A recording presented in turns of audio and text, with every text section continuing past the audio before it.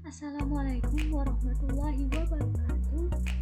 Halo teman-teman semua, kembali lagi bersama saya, mahasiswi program studi pendidikan IPA, Fakultas Keguruan dan Ilmu Pendidikan Universitas Pancasila Tegal. Di kesempatan kali ini, saya akan membahas materi tentang cloning. Sebelumnya, kenalan dulu yuk sama kreatornya. Berikut ini adalah biodata saya.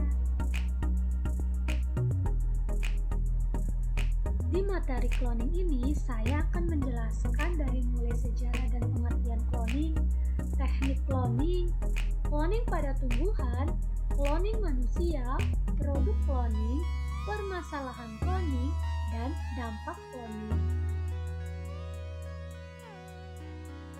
Diawali dengan sejarah penemuan cloning. Penyelidikan tentang cloning sudah dilakukan sejak tahun 1952 oleh Briggs dan Young yang telah berhasil mengkloning obat dengan cara memasukkan nukleus yang sedang mengalami proses perpisahan ke dalam sel.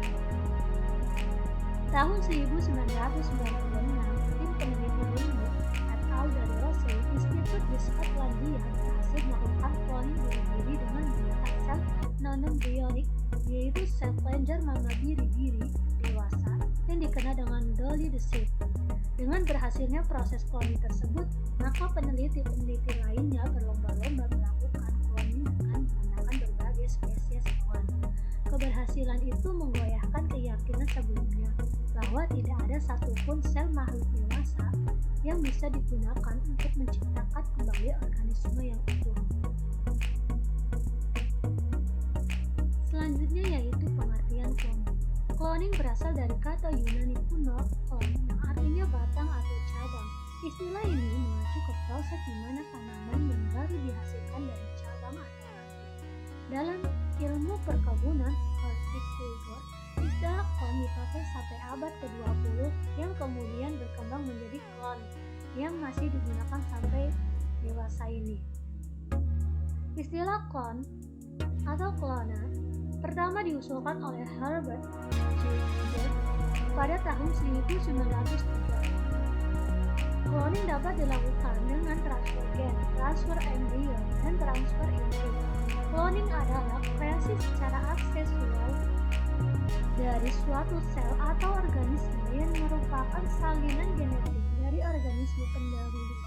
Secara alamiah, cloning telah ditemukan sejak beribu-ribu tahun yang lalu pada organisme unisel sampai ke yang multisel. Berikut ini teknik atau cara dalam cloning. Yang pertama ada cloning dengan rekombinan DNA, yang kedua ada cloning embrio, dan yang ketiga ada cloning dengan transfer inti sel. Cloning dengan rekombinasi DNA. Cloning ini dilakukan dengan cara menggabungkan gen yang akan diklon dengan sebuah vektor. Organisme yang dipakai untuk mengklon DNA manusia adalah bakteri E. coli. Teknik rekombinan DNA dibuat untuk menghasilkan banyak sekali bahan farmasi kedokteran. Contohnya bakteri yang mampu menghasilkan insulin. Langkah yang dilakukan pada saat melakukan rekayasa genetika adalah sebagai berikut, yaitu bakteri yang masih mempunyai plasmid dipotong dengan menggunakan enzim restriksi endonuclease. Kemudian gen insulin dari sel pankreas juga dipotong dengan menggunakan enzim restriksi. Lalu gen insulin ini disisipkan pada plasmid bakteri dengan menggunakan enzim konversi sehingga disebut dengan ADN. Setelah itu ADN rekombinan itu dimasukkan ke dalam bakteri baru. Bakteri dibiarkan berkembang biak dalam wadah fermentasi sehingga menghasilkan insulin. Selanjutnya transfer inti. Prinsip dari transfer inti yaitu dengan memasukkan inti sel nukleus dari satu spesies ke dalam sel spesies lain yang sebelumnya inti selnya telah dibuang atau dikosongkan. Cloning dengan transfer inti mengambil inti sel somatis dari objek biologis yang sudah dewasa. ke dalam sel telur yang sudah dibuang di selnya. Lalu ditumbuhkan dalam sebuah medium, dibantu dengan aliran listrik untuk merangsang pertumbuhan sel itu. Dan embrio dimasukkan ke dalam rahim betina yang sudah dipersiapkan secara biologis untuk dapat menerima dan mengembangkan embrio cloning tersebut sebagaimana kehamilan biasa. Cloning pada tumbuhan. Dampak cloning yang bermasalah tanaman transgenik. Karena adanya siklus hidup produk tanaman transgenik, lambat laun akan ditinggalkan, dibiarkan, dan dilepaskan dari pengelolaan dan besar kemungkinan dapat menjadi gulma yang suka ditanggulangi karena kelompoknya istimewa. Selanjutnya yaitu cloning manusia. Setelah melihat gambar sebelumnya, proses cloning manusia dapat dilakukan dengan proses ini dilakukan dengan merangsang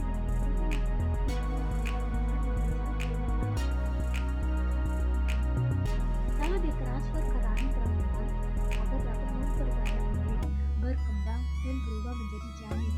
Dilahirkanlah sebagai bayi yang merupakan keturunan dengan kode DNA yang sama dengan laki-laki yang menjadi sumber kematian sel.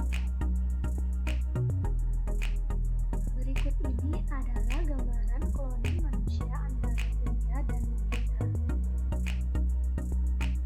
Selanjutnya yaitu ada gambaran proses cloning manusia antar perempuan.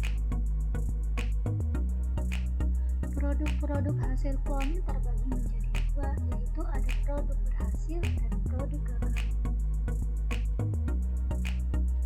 Permasalahan cloning manusia. Cloning ini haram menurut Islam dan tidak boleh dilakukan. Hai manusia, sesungguhnya kami menciptakan kamu dari seorang laki-laki dan seorang perempuan, dan menjadikan kamu berbangsa-bangsa dan bersuku-suku supaya kamu saling kenal mengenal. Sesungguhnya orang yang paling mulia di antara kamu di sisi Allah ialah orang yang paling bertakwa di antara kamu. Sesungguhnya Allah Maha Mengetahui lagi Maha Mengenal. Dampak cloning terbagi menjadi dua, yaitu ada dampak positif dan dampak negatif. Dampak positifnya yaitu membantu pasangan yang sulit mendapatkan anak dengan jalan pintas, yaitu bayi tabung. Yang kedua, menciptakan manusia unggul. Dan yang ketiga, menseleksi jenis kelamin. Keempat, menyediakan bahan riset. Kelima, bisnis jual beli embrio dan sel yang digunakan dalam pembelajaran dan penelitian.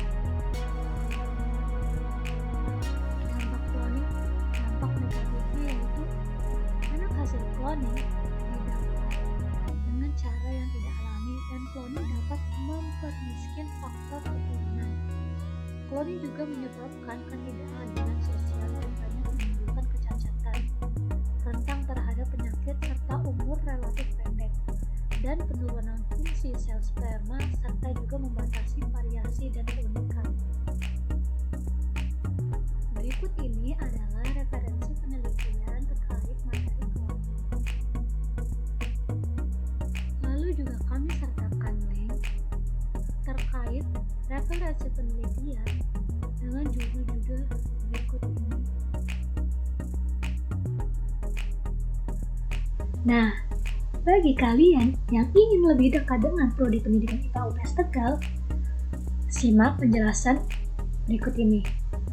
Prodi Pendidikan IPA, prodi termuda di Fakultas Keguruan dan Ilmu Pendidikan Universitas Pancasila Tegal. Tapi langsung jadi prodi favorit loh. Sebelum meluluskan mahasiswa pertamanya, langsung terakreditasi B oleh BNPT. Prestasi mahasiswanya jadi langsung meraih program-program yang diselenggarakan Kemristek. Dosennya juga masih muda-muda dan energik. Tersedia juga berbagai beasiswa. Menteri Koordinator Pembangunan Manusia dan Kebudayaan PMK Muhadjir Effendi mengatakan industri lebih membutuhkan banyak lulusan program studi bidang sains. Nah, Sobat Sains, Tambah yakin dong pasti untuk bergabung bersama kami di Prodi Pendidikan IPA UPS Tegal.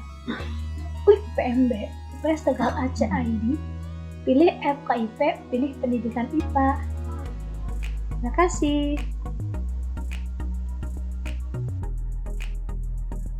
Sekian presentasi dari saya. Mohon maaf bila ada kesalahan dan semoga materi yang saya sampaikan ini dapat bermanfaat untuk semuanya. Nun wal qalami wa ma yasturun. Astagfirullahaladzim. Wassalamualaikum warahmatullahi wabarakatuh.